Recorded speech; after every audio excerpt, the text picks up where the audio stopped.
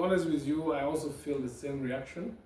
The enthusiasm in the middle of Parliament in the beginning of the legislature, and the hope that yes, this Parliament is now been chaired by a female, and the composition of the bureau really give hope. I mean, many hope to many people. And along the line, we had some turbulence, which is as a result to money in terms of financing issues to resource Parliament. And we've seen that Parliament has been struggling to get finances, the requisite finances it deserves to really conduct the business. And that's why it led to a cancellation of the second ordinary session, which is supposed to be held in Abuja. Lack of funding, these are budget issues, which today they even reflected again when I was presiding. I keep telling them that yes, we agree that our books shows that there are funds, but the funds came at the last minute of the year, December 4th. So you cannot convey Parliament when you don't have the requisite funding to run the logistical support that you need.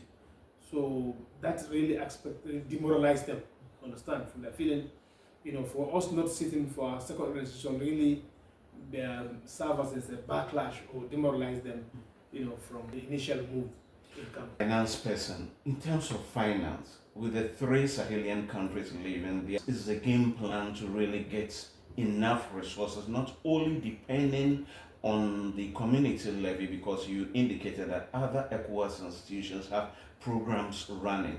What can the Parliament do to really sustain its finance so that you are not dependent upon community levy? If the community levy is not around, then it means the Parliament cannot function.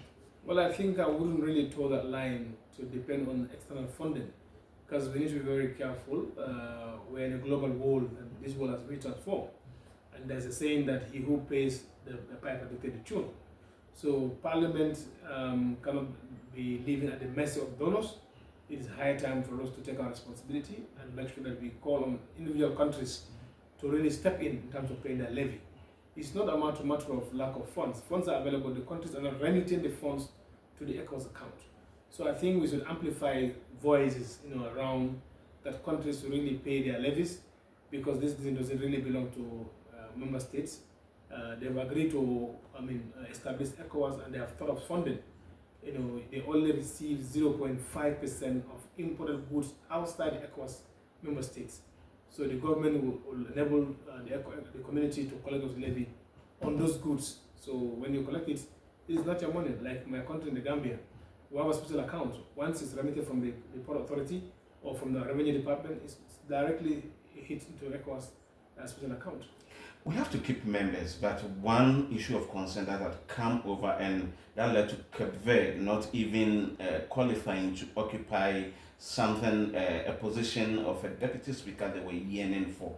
What has the 6th Parliament that you talk about, get back to your country? Others are really working, but the concern is Cape Verde. What are you doing about Cape Verde? Yeah, for Cape Verde, it's a concern both at the Parliament and of course at the bureau level. When I say bureau, I mean the authorities of Parliament, and we are putting up a delegation. We believe in parliamentary diplomacy, and we're going to put up a delegation to go to Cape Verde and talk to the authorities. That is why we purposely put our extraordinary session in Cape Verde.